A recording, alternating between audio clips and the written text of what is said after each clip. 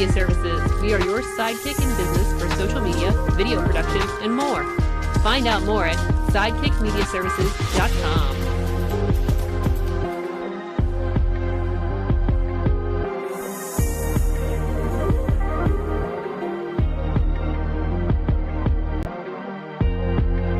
I'm your pal in the mainstream media. And I'm the Riz. And you know, Riz, it takes years of strenuous, dedicated training before you're worthy to step inside a professional wrestling ring. But it takes even more time to develop complex, highly esteemed opinions about professional wrestling. Am I right? That is correct. You know where we can find that? Yes. In the Wrestling Hand. That's right.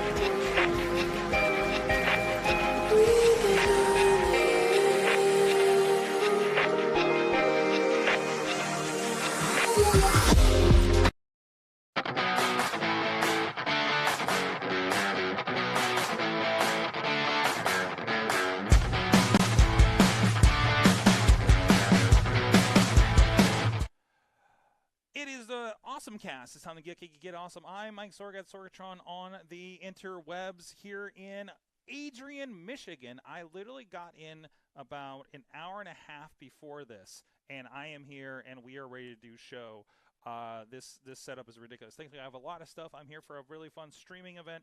Actually, we're back to an event where we're doing something new with Formula SAE. Maybe I'll talk about that a little bit here later in the episode. But with me, I do have, and hopefully I have audio going through and everything. I'm going to double check in a moment because first I need, we have Dave Podnar with us, my running buddy, my running mate, if you will. Joining us. How you doing, sir? Not doing good, metal buddy. Metal buddy, yes. Metal buddy. Good to see. Tapping metal. Yes, absolutely. Yes, we did. We'll talk about the Pittsburgh Marathon here in a little bit. So really happy to be a part of that. Kind of a last minute notice, but we'll talk about that story in a moment. Also, back with us on the show, the Chilla is with us. Gadget Guru, Big Bank International. How Esquire. are you? How you doing, sir? From far away. From very far away. Did you run all the way there? Yes, I ran all the way over here. Yes, absolutely. Was it a very long relay? It's a very long relay, absolutely. I'm checking my levels here, making sure you guys got plenty of levels out there. I don't know if I have enough going out to everybody, so I'm just double-checking those right now. We're bringing those back up. Hello, there we go. Probably better levels out there on the stream. But anyways, I'm going to take off both of my headphones. But Chilla, we got a lot to talk about. Of course, I've been running around getting ready to do this event here tonight. And, of course, there were some big announcements today. I think that should be the lead here. This is going to be kind of a not regular format. We don't have all the tools and the bells and whistles and things like that, but I figure we'll just have fun and kind of talk about it, like 2 or 3 things that are the big things of the day. Maybe a shorter episode. We'll see how the conversation goes. But we got everybody, and everything's smooth. You guys look great on the hotel Wi-Fi, by the way.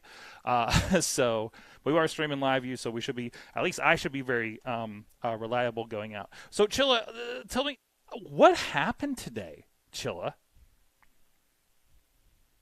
There were new iPads. New iPads? Was it just new iPads? That's all we got?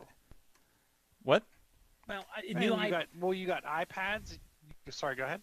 I would say new iPads and accessories for iPads. Ooh, okay. So you got new keyboard. Mm-hmm. You got the new pencil. Mm-hmm. There's the new glass option. Okay. On the iPad Pro, only if you buy a terabyte or higher, and you're willing to spend an extra $100. All right, I'm going to pull up the website here and see where we're at with all this. Okay. It's interesting. The pencil only works with the new iPad. What I couldn't glean is, does the old pencil work with the new iPad? It does. The new. Okay, and the new keyboard only works with the new iPad. But does an old keyboard work with the new iPad? Like, I couldn't glean some of the things. Like, and I'm not going to lie, I was not 110% focused.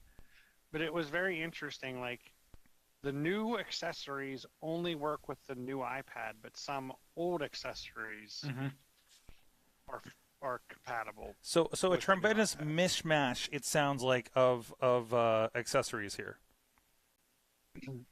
I think if you looked at every different configuration across the lineup, someone said, was there 48?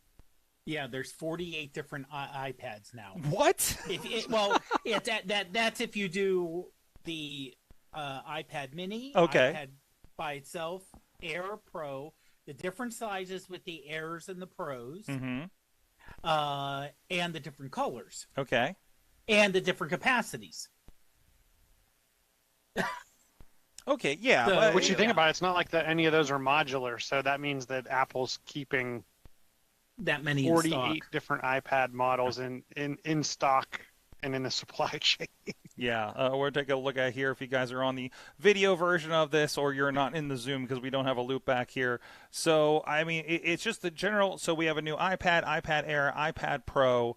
And are these the ones I heard a rumor going into it that these were going to be the M4 chip? Yes, your 13 and 11-inch iPad Pro has the M4 chip. This is the first thing with the debuting M4 chip. I saw a headline that says that with the new keyboard, it's basically a MacBook or feels like it for the most part. Well, especially with the M4 chip where they really pushed it being designed with AI in mind. Mm-hmm. So they're really pushing but to be honest, if you're an average person, Mm-hmm. the Air's good enough. Absolutely. Because the Air now has the M2. They Mhm. skipped the M1. They went right to the M2. Is that And gonna, there's is that going to run Final Cut? it'll run. I think it'll run because the old Pro used to. Okay. But the new Pro will run it smoother, obviously, because being M4, and there's a lot of the AI stuff that'll just run snappier. Okay. In fact, they had with Final Cut Pro 2, because they redid it from last year, so now there's a version 2. Okay. And same thing with what's the audio one called? Logic, I believe. Yeah, now Logic, and they added some AI things into there. Mm-hmm. That are kind of now from someone not being a professional. Some of the stuff they can do sounds kind of mind blowing. Yes. Okay. Like in Logic, where that you just put in a track, and it'll separate it into 4 different parts. Ooh. So you'll have your lead vocal, I think your background vocal, and then 2 of the instrumental tracks somehow. I think maybe drum gets separated from the rest, and it'll automatically separate those tracks out. So is this the the AI that we're talking about here? Yeah, Okay. So that's the AI is part of Logic Pro, and I think it makes it a lot quicker Mm-hmm. because all that's being done on chip, and there's special parts of the chip design just for AI and machine learning. Mm-hmm. And the fact that the 11-inch iPad Pro is under an inch thick. Wow. No, I'm sorry. It's under a pound. I'm sorry. It was under a pound. I wonder what. Which It's you like think these, are these 0.5. going to get hot? yeah, 0.5. You're right. Yeah. I was getting the ones mixed up Mhm. there. Sorry, Chilla. You're right.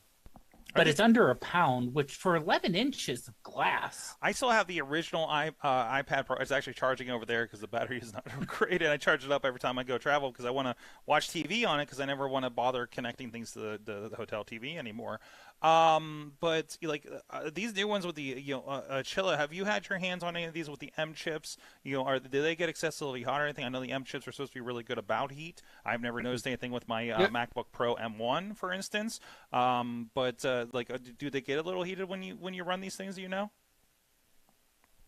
I've never. So I have the 11.9 iPad Pro with the Mhm. M2. So I had what was current gen until today. I will say no. I've never had it get hot. I've never had anything occur like that. And I mean, I've played games. I've compressed video. I've hooked up external drives.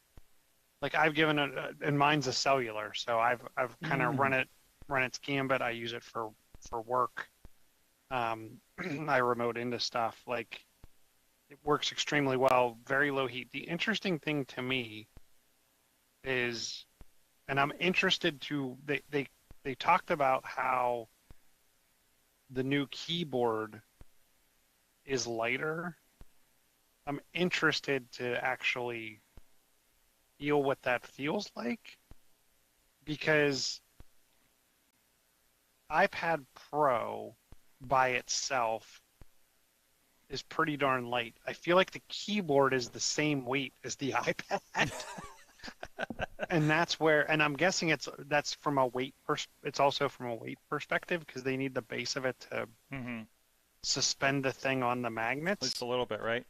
So I'm interested but I feel like the device overall with the keyboard on is heavy for what you would expect.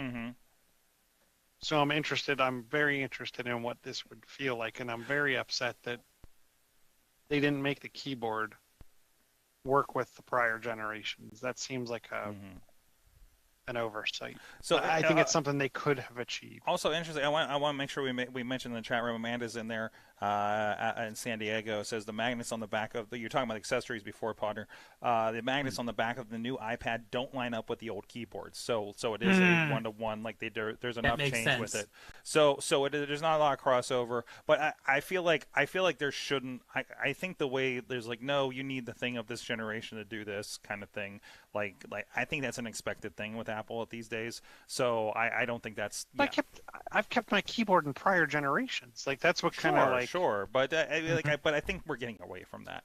You know, I mean, they're changing the form factors up. You know, it's like, you know, I mean, we were, you know, I was kind of surprised because Katie and I were going on about God, I can't remember what accessory we were looking at, where her iPhone 15, you know, it seems like they should have not changed too much over the last several years and iterations, but her iPhone 15 Pro Max is actually a different shape than my iPhone 13 Pro Max. So like there is like it seems in it does seem like it's ever so slight to probably, you know, it probably has to do with antennas and chips and stuffing everything in there, and some design things have to do. Like I don't think it's we're doing this just so we can sell more keyboards because you can't use your old one or anything like that necessarily.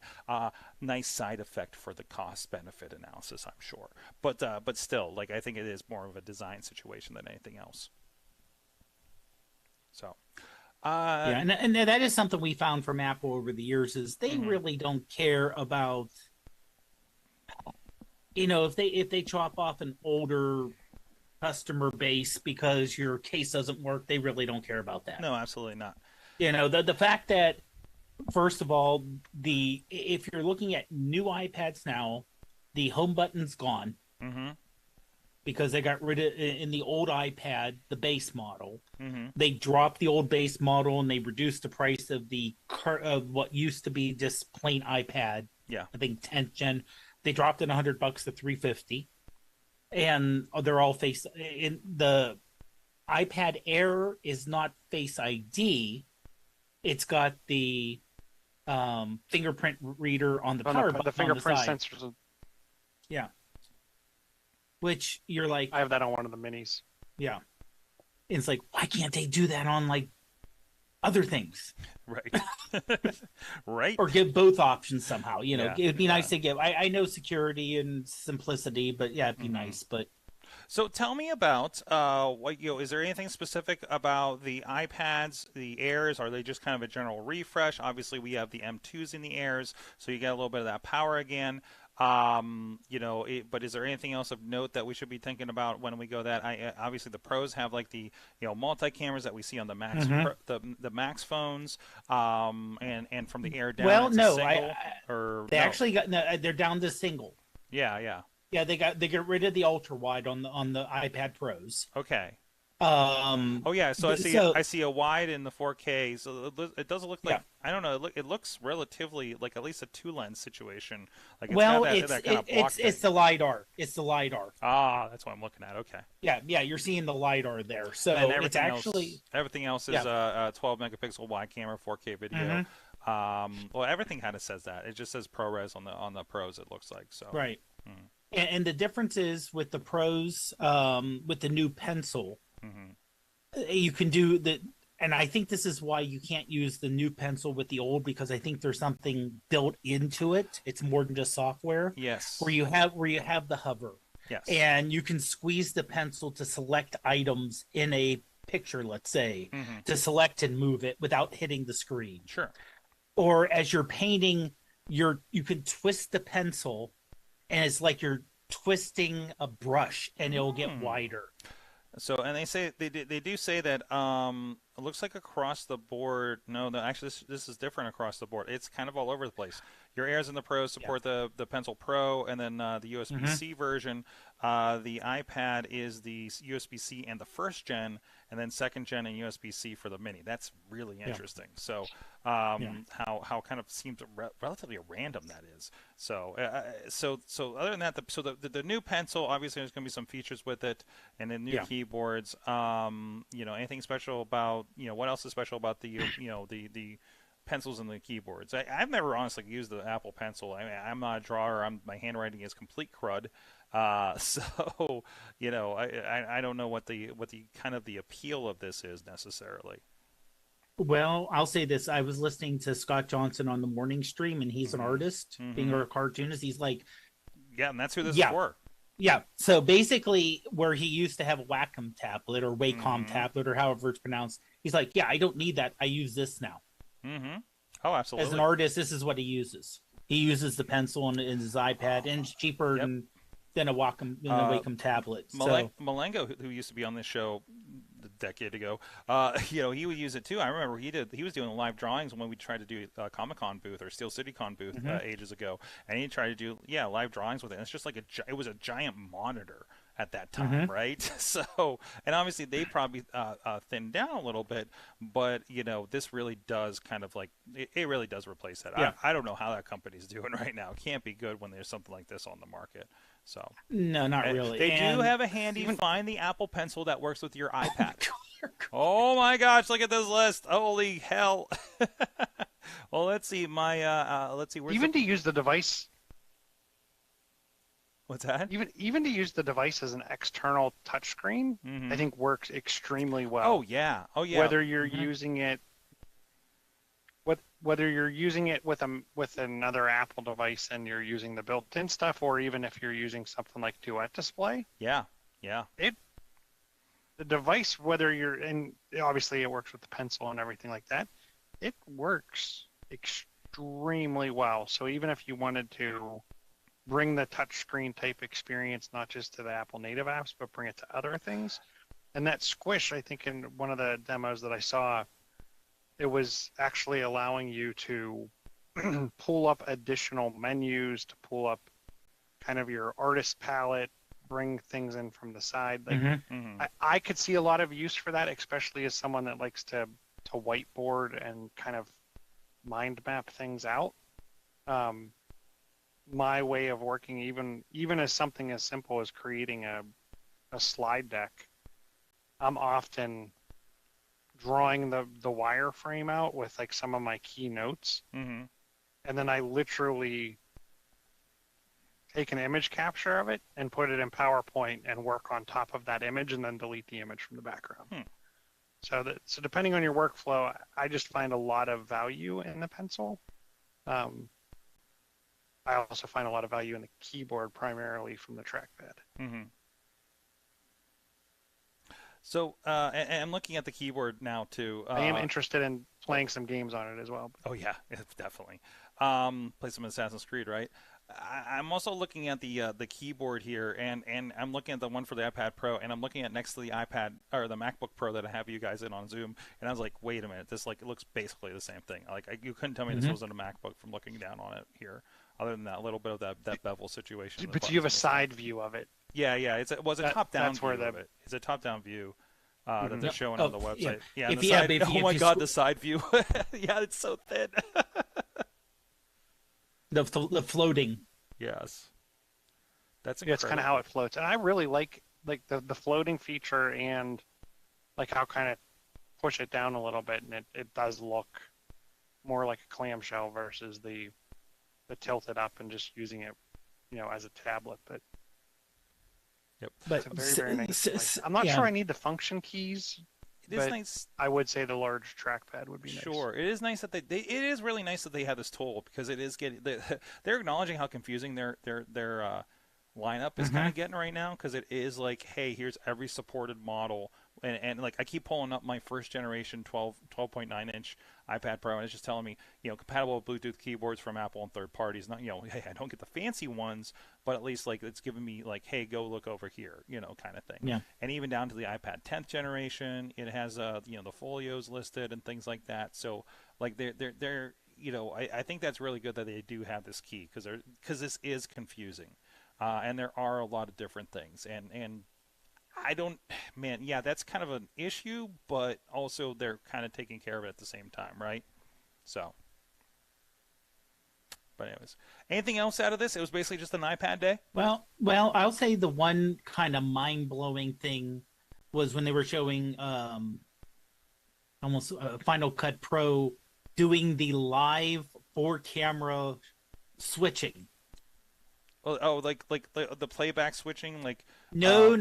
You actually could have 4 iPhones. No. Shooting, and on your iPad, you have live streams from the 4 iPhones, and you can switch between them. And like camera live, 1, camera 2. So move live here. to tape production. You're telling me? Yep. That changes a lot of things. And that's even. Yeah. And I've been playing around with the new Elgato where, like, I can take my iPad and if I want to stream any HDMI source, I can record or stream right to the iPad. Yep. It's I even have some of the. I even have the USB-C to HDMI reverse device where you need. There's some special apps out there that you gotta go find, but my iPad can become an HDMI monitor with a very simple USB-C HDMI adapter. Where normally you're thinking like, hey, I'm plugging that in and I'm outputting to HDMI. They make inverted. There's 2 good ones that I've found where they make an inverted cable where it's bringing HDMI and USB-C, and it's just USB-C. It works. So this is pretty not going to work well. with my old Lightning iPads because I've wanted to be like, hey, these old iPads, I want them to be monitors, not something that comes in over Wi-Fi. Something that I can actually plug in and just make it a monitor, right? Because they're good screens, right? So Amanda's also saying, and the control for iPhones from the iPad for the Final Cut, like zoom and cinematic focus. Man, I don't have a functional reason to get into this that I found yet that justifies the price of getting a minimum $1,000 iPad Pro plus the subscription for the new Final Cut. But man, I want to play with it so bad, right? Well, I'll also say on the iPad, the Final Cut is $5 a month. Oh yeah. So I mean, it's reasonable. I'm paying more for CapCut right now. Yeah. So yeah.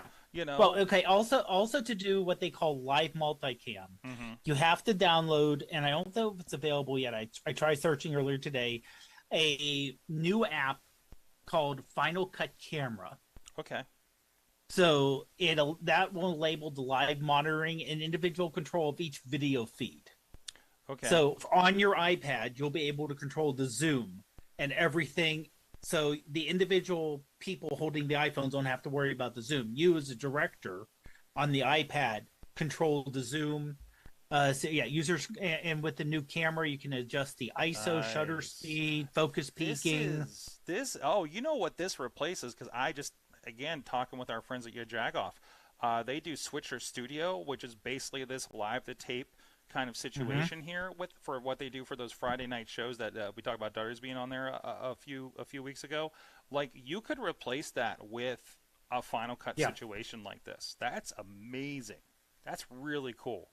And also you'll be able to, and I'm reading off Apple's website here just to get to, 4 different angles of a single scene. Let's see here, blah blah blah blah blah blah blah. Each live camera feed can have settings adjusted right from Final Cut Pro for the iPad. Editable preview clips are immediately passed through and replaced with full resolution files in the background. Wow. So yeah, you can. Is that Is that limited to the new iPad with the M4, or can you do like two cameras on the M2? It doesn't say. Hmm. But yeah, because it says here with the M4 and the new Pro, final rendering is faster. And it says editors can take advantage of the support up to 4 times more streams than with the M1. But it doesn't say, it doesn't specifically say what's available or not. Also, the Final Cut camera app will be available as a standalone. So if you wanted just a video, and this isn't a photo, this is video only, with a lot more control than you get with the built-in camera app. I like say it. Blackmagic, Yeah, say like the Blackmagic camera. Yeah, yeah. This is basically, yeah, because you'll be able to switch between the zooms, manual focus, the different frame rates, doing ProRes, all that in the camera app. So you can just use it as a video camera app. I want to, you know what? I also want to, while we're on that note, because I know I put this in the Facebook group earlier this week. We talked about the Blackmagic camera app, and I think I had shown somebody else about that. Even when I am giving somebody a piece of hardware, the Blackmagic Video Assist, I tell them go download this app and get used to it, so you understand when I hand you this device how it works, right? Because it's the same format. So if you understand, oh, this is here, these buttons are here, here, and here, you can adapt easily if I start handing you hardware from Blackmagic. So we're like, oh, this is iPhone only, but apparently, yes, Blackmagic is bringing that free camera app to the Android. So that is going to be very, very big for our Android friends out there. I am very interested to see how this works. Obviously, if I ever find my cheap Android phone, I try to play with that. It's lost somewhere along the way when I was packing in March. I'm still paying for it. So I gotta see if I got lost or stolen on that thing. But anyways, yeah. So I'm loving that. We'll see how that pans out. And I'm really curious to see how the Blackmagic app goes on Android, because it's so all over the place as far as equipment. And not everybody has great cameras or anything on their phones. But if you've got a good Samsung phone, that's going to be a killer app for you guys out there. So that's great. So I was impressed with the 10x zoom on the Samsung. I have an older S22, and there's times where I actually pull the Samsung device out to snap a picture or take a video. If it's far away, anything else, I'm very happy with the iPhone, but the zoom. The physical zoom on the Samsung devices is really nice. Absolutely. So, want to give a shout out to our friends at Slice on Broadway, and not supporting, of course, here in Adrian, Michigan this week, because we're all over the place, but they're supporting us for over a decade. So thank you everybody that does support us over there. And I was trying to pull up everything so we can thank our Patreon supporters. I know you guys haven't been getting a lot of Patreon this week because of the travel schedule. It's been a lot harder for us to do a little extra content. We'll be back in studio next week, so I'm hoping we'll be back to normal at least for 1 week until. Unfortunately, we're going to have to take a week off. Thanksgiving. I'm taking a vacation, guys, an intentional vacation. Yes, we go places when we're traveling here for work and things like that, because we're very fortunate. Take the time and say, hey, okay, we're here. Let's go to X. But we are actually going to a family vacation. The Sorgs and the Dudderses are hanging out and going to Dollywood, so I'm sure we'll talk about that. But thank you, everybody, that support the show in the meantime at patreon.com/awesomecast. Our friends at the Coffee Club level, Cynthia Klosky. At the Family Show level, Michael Fedor, Matt Weller, John DeGore, and Dave Podnar, spouse of Rose Stroller Fair at rosestrollerfair.com. Thank you, everybody that does support the show there. And speaking to you, Podnar. Yes. I joined your world this week. You did. Katie, whoa, there's lightning outside. So if we lose this show live, well, I hope I have enough battery backups, but the internet will probably go down for the Zoom. But anyways, wow, yeah, that's some storminess going on out there. I feel like I'm like there's like a yard back here and stuff and a barn. I'm at a Holiday Inn, but anyways, I'm like literally on the edge of town. There's nothing. It's all farm, and then I came to my hotel, and then everything's across the street. It was crazy. So Katie, of course, we talked about last week. She was doing the marathon, on behalf of 412 Thrive, a great organization that she works with. And I'm not logged in on this computer, but I can still kind of show some of the pictures here. There's actually a wrestling picture in between here, so bear with me here. But she wanted to get some people for the relay team, and then my camera keeps going to sleep here. But she's got the relay team going on. She needed some extra bodies, so I was like, if you don't get anybody, I'll do it. How many? 3 miles? 3 miles? I could probably pull off 3 miles. I don't know. I've been working out, in some manner here. So yeah, she talked me into it, and I got to join the Pittsburgh Marathon for the first time. You can see pictures on the right and left there. Riz joined as well. I think he's still recovering for the most part. Did a piece of relay. I love this. You warned me. Katie warned me that I'm like, as soon as I'm done, I'm going to want to do it next year. And damn it, yes, I wanted. I guess I just got my lightning notification for the one I just saw. But no, yes, I absolutely want to do this again. I want to do this next year. As long as the schedules work out with what we're doing with our clients and everything. It was just a relay. It was only 3 miles, but I had so much fun doing it. It was just seeing the mass of people. We escorted Riz to the Corral C. I keep knocking out my headphone part over here, so I got a loose connection to my headphones. But we escorted that. She walked me over to my relay point that was over below 279 between the stadiums on the North Shore. And it was so much fun. I got to go over the West End Bridge, through the West End, on the highway all the way to Smithfield Bridge and everything like that. So it was just a blast. I really enjoyed it. And oh boy, am I sore. Oh boy, am I sore. Still feeling it a little bit. I think I got most of them worked out. Thankfully, I've been so busy, I've kept moving for the most part. That's important. The keep moving is important. If you stop moving, yes, it gets worse. Oh yeah, absolutely. So, and I'm going to be moving for the next 4 days out here in Michigan. So, I don't have time to recover. Although, man, I had like a 10-hour sleep. Because the problem was I did a show in Erie the night before. Big League Pro presents May the 4th Be With You, with all the Star Wars-ness to it. That you probably saw in that picture there. And so I had like 2 hours of sleep for this thing. No training. I made myself go out and walk 3 miles in my neighborhood with Pittsburgh steps. Hurt myself falling up the Pittsburgh stairs 4 minutes into my workout. So I'm like, oh no, I'm screwed.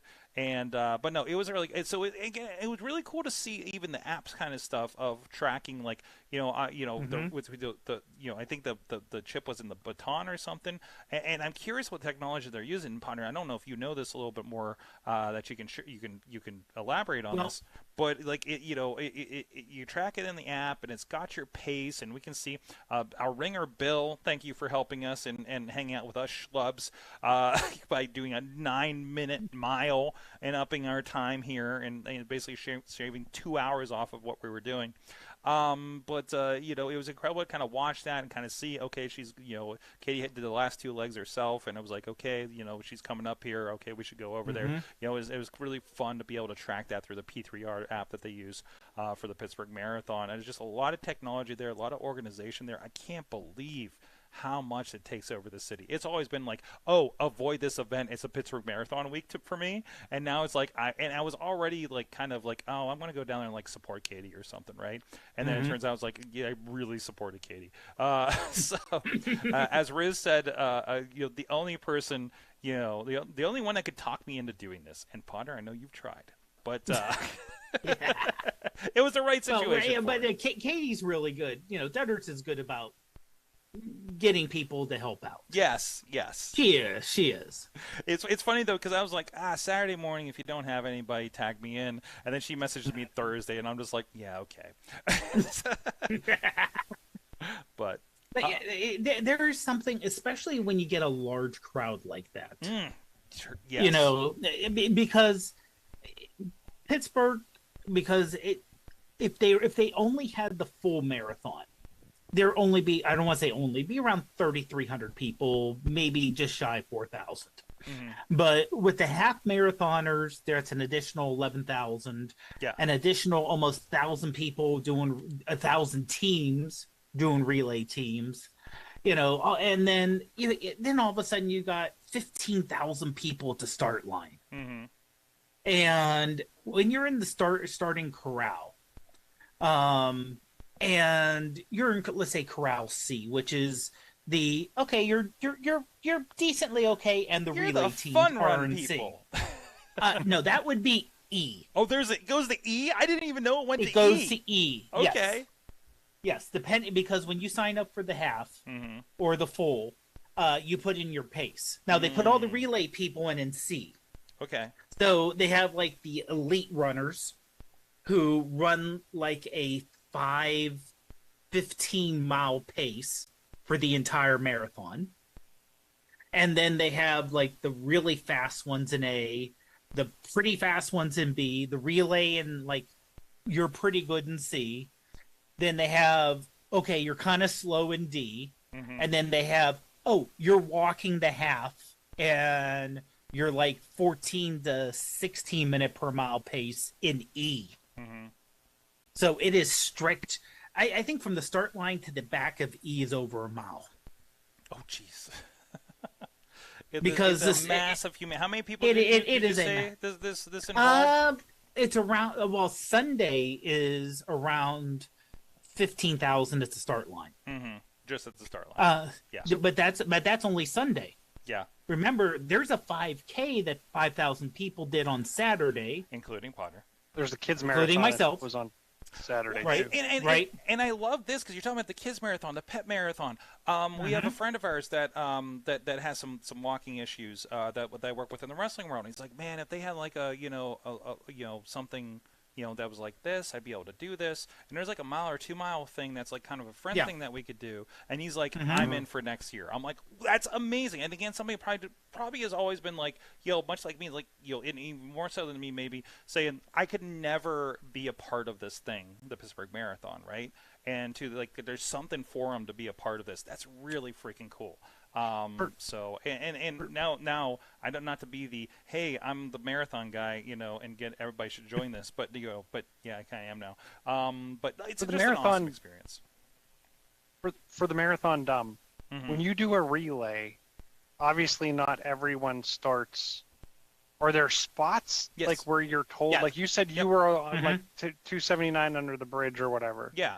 Like, or there are spots, and then you have your people go to those spots. Yep. Right. Yeah, you follow the route. Okay. You follow the same, like, I think main. You still route. follow the. I get you follow the route. Yeah. I just didn't. There are like, relay points. There are They're okay. They're There are relay relay points. And they'll bus. And they have buses. You have your teammates right figure out what relay point they're going to go to. Yes. Right. So everyone picks a leg that you want to do, and the legs ahead of time.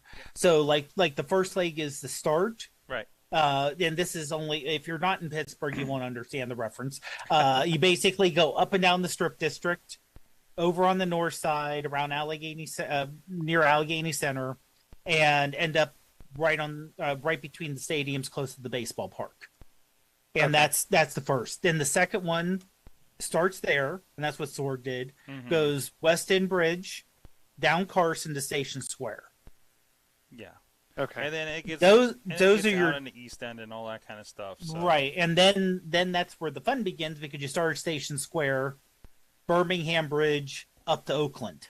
It's a little small, but that gives you kind of an idea of what that route looks like if you're on video with us. Like, I'm trying to make this go full screen. Yeah. And then So small.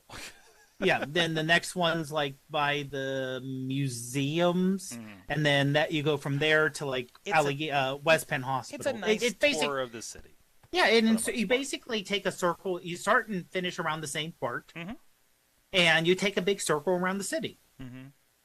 And this year I did the back half, like Katie did a couple years ago. And it's hilly. And you skip, and she did like 11 miles doing those two. Yeah, I did 3. Yeah, and I'm dead. And by the way, she did post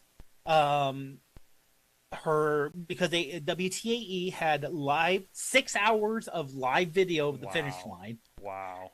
That if you knew where you were, like I did, I was able to do screen recording and capture me walking slowly and hobbling as I started. Well, I had problems at mile 8, so I walked the last 5 miles in. So that's why I was 3 hours and 20 minutes, and I wanted to be closer to like 3 hours or just under 3 hours this year.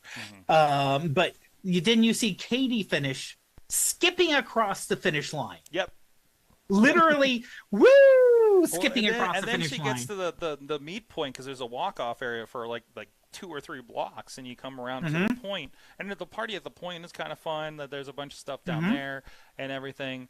And it was really she gets there, and because I guess she was listening to wrestling music, because we've been as we she'll wake me up in the morning on these trips like playing like DX or Cody Rhodes music, going the oh kind of thing.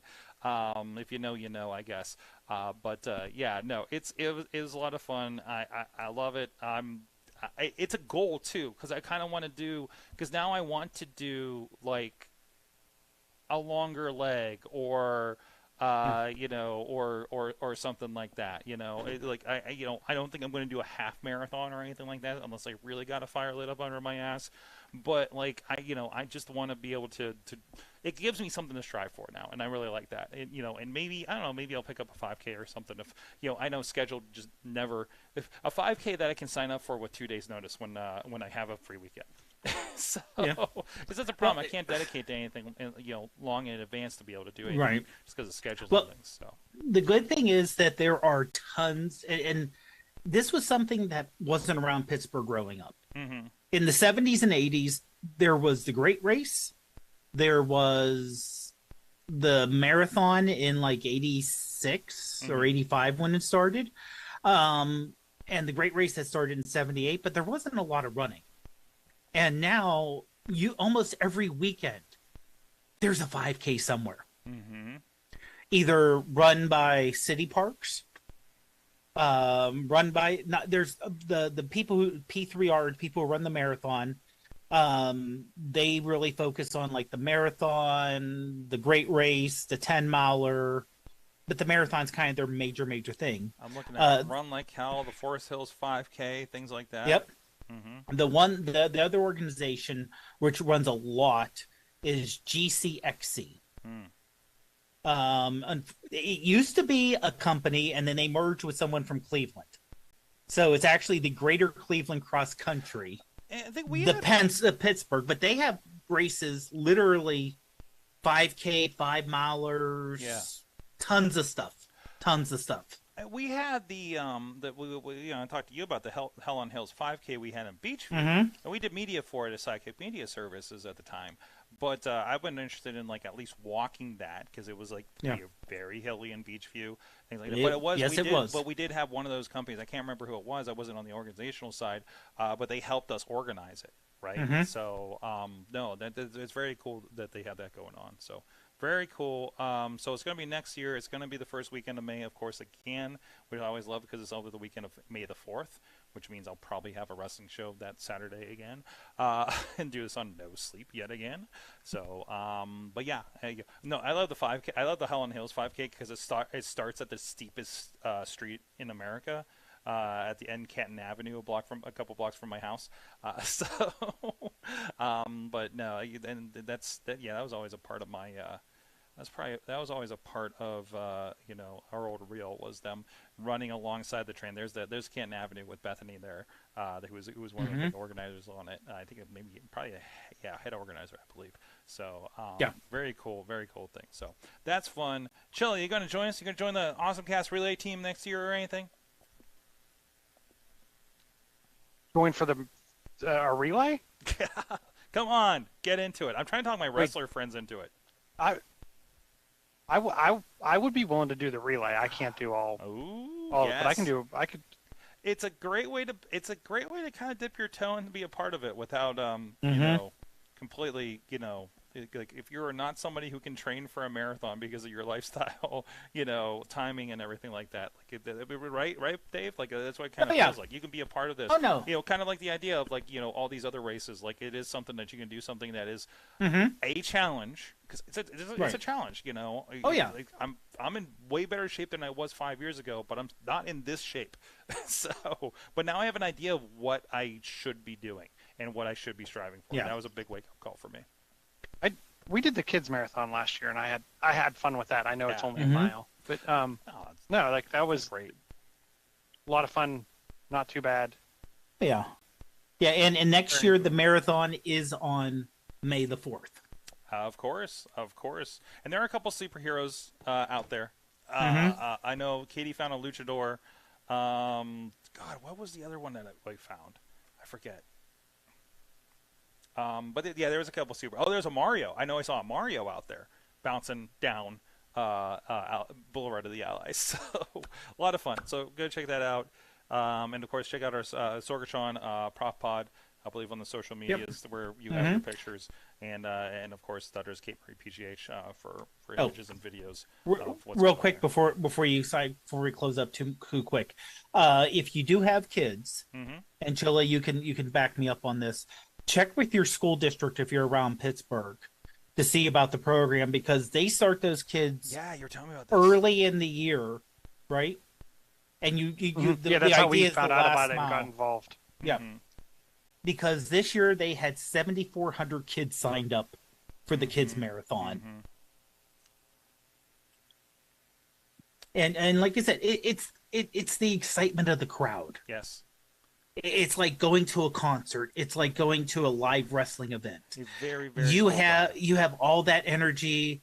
It's one thing when you're training. Like most of my training runs at lunch on the weekend, I'm running I run by myself.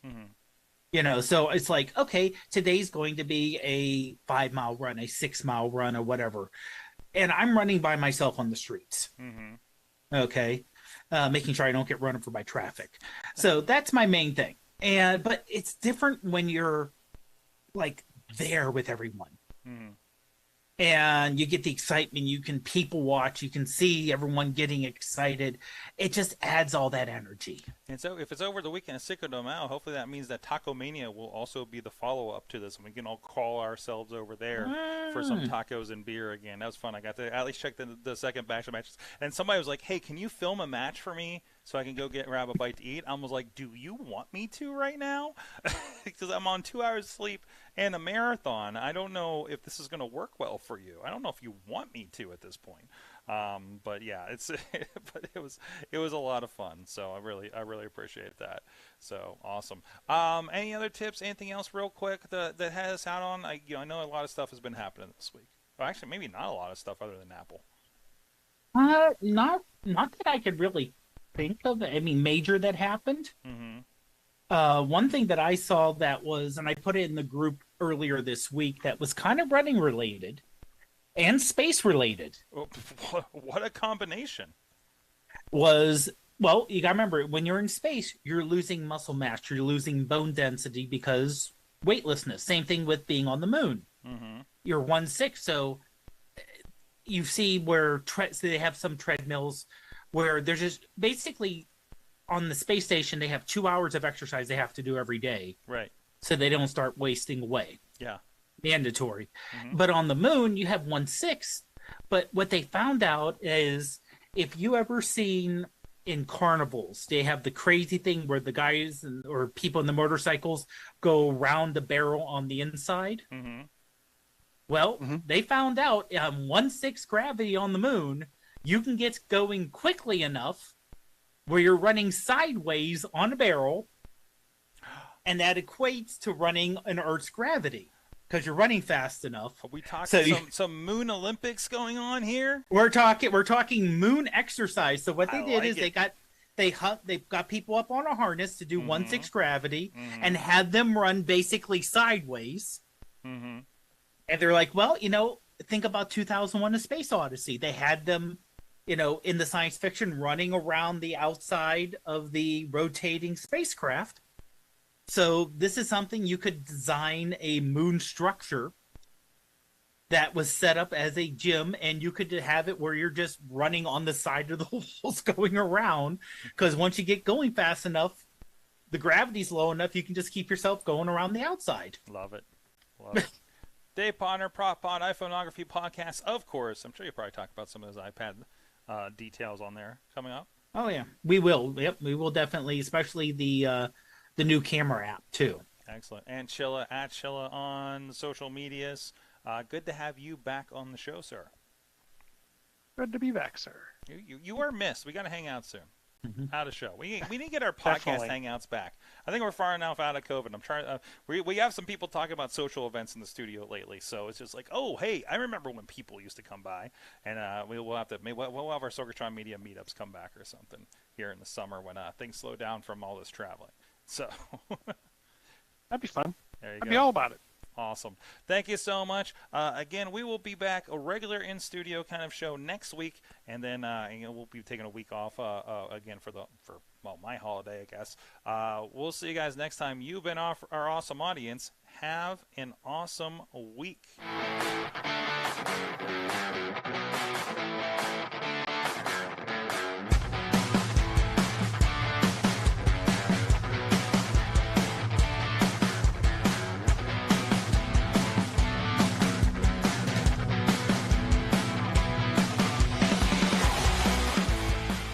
This show is a member of the Sorgatron Media Podcast Network. Find out more at Sorgatron.